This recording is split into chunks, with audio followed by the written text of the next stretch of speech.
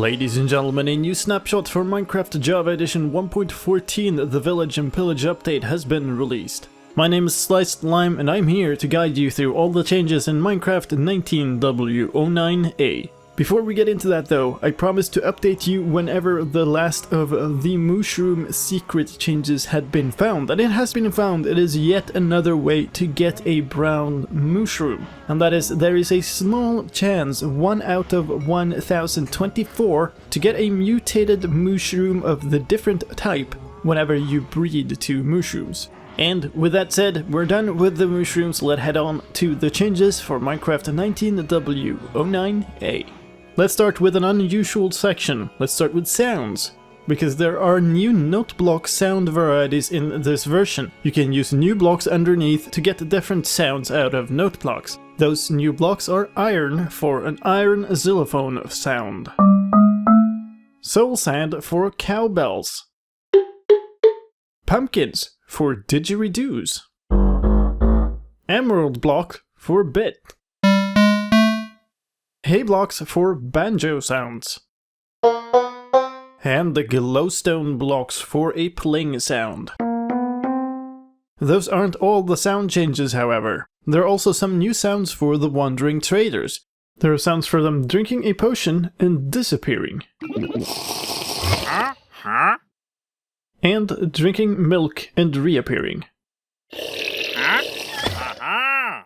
Let's move on to gameplay fixes. Entities could be invisible when you joined the game or teleported to areas outside of the spawn chunks that made the game very hard to play sometimes, fixed in the snapshot. Plants didn't grow properly when there was a block above them, that's fixed in the snapshot. And a bunch of crafting related bugs with the new crafting blocks have been fixed as well. The loom pattern selection would turn blank when you used banner patterns, and you could craft creeper and skeleton banners without the patterns. If you locked a map using the cartography table, then the map markers on that map would disappear. And finally, a gameplay fix for water buckets. They did not interact with double slabs correctly. Let's move on to mobs, and let's start with hostile mobs. Strays, wither skeletons and pillagers that held a tipped arrow in their offhands didn't shoot those arrows, they shot normal arrows. That's fixed in the snapshot. The same thing went for pillagers that held fireworks in their offhand, didn't shoot those fireworks. And if a pillager held a crossbow that had been enchanted with multi-shot or piercing, then their crossbows didn't have the enchanted effect. Undead standing inside of a bamboo block didn't burn even if there was sunlight. And now let's talk about a boatload of fixes to foxes. Foxes didn't get effects from the food that they ate, that's fixed in this version. And they didn't attack tropical fish or pufferfish, also fixed.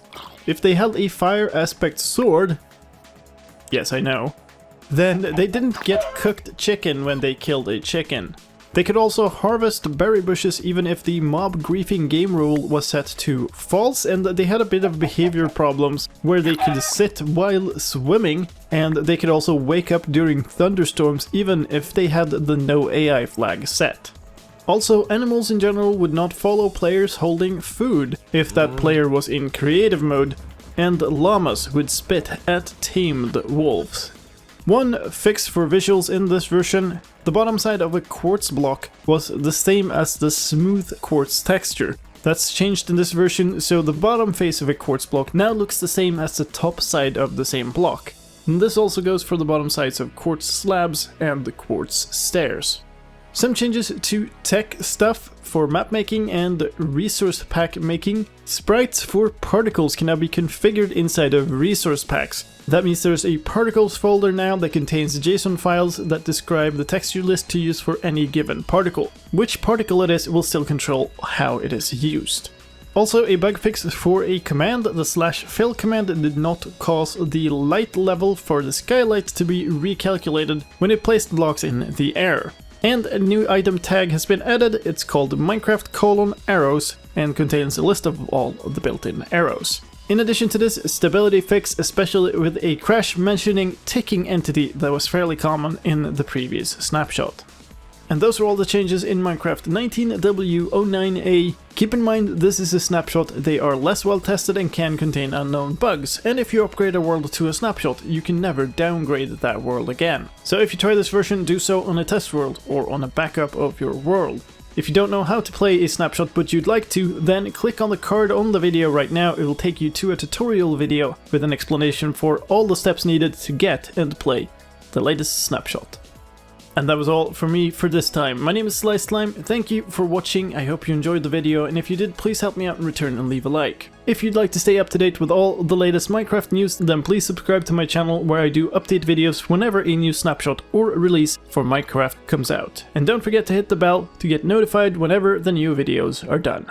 And with that said, I will catch you later, take care, bye bye.